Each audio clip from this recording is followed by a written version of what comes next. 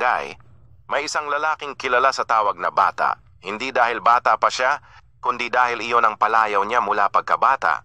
Tahimik siya, simpleng tao, pero totoo ang puso. May mahal siyang babae, si Liza, ang kanyang kasintahan mula pa noong high school.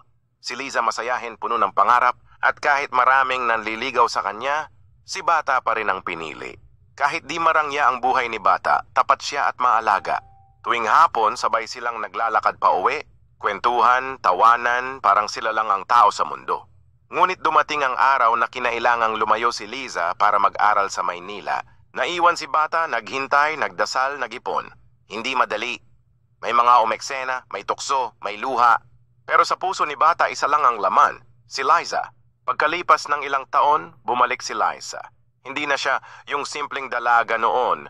Pero nang makita niya si Bata sa may puno ng mangga kung saan sila laging nagkikita, ngumiti siya. Niyakap niya si Bata at bulong niya, "Ikaw pa rin.